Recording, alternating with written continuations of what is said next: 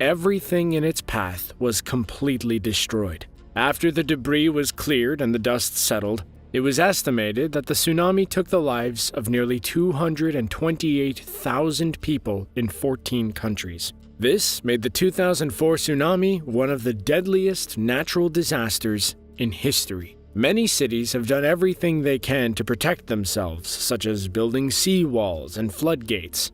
But, in the end, the safest thing is early warning and evacuation. Scarier still is the fact that these aren't the largest volcanoes on Earth. Scientists have discovered things called supervolcanoes, which, when they erupt, could level thousands of square miles of land and take the lives of hundreds of thousands of people at once.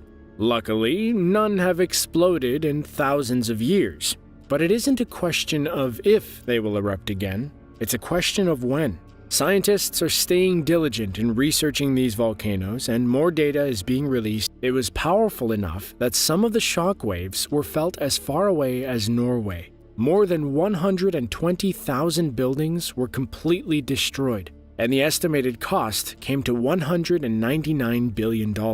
A massive tsunami was unleashed, causing further death and destruction. Even a nuclear power plant was severely damaged, causing a meltdown. To this day, much of the area is still left in It was a Category 3 hurricane as well, meaning it had sustained winds of at least 111 miles per hour. Such large and powerful storms make for total destruction. When Hurricane Dorian struck the Bahamas in 2019, it destroyed everything in its path. For most of us, our saving grace is that the storms are big and slow enough that we have time to evacuate. But for the island nations of the Caribbean, there is nowhere to escape to. Yes, we live in a beautiful world that can turn deadly at any point.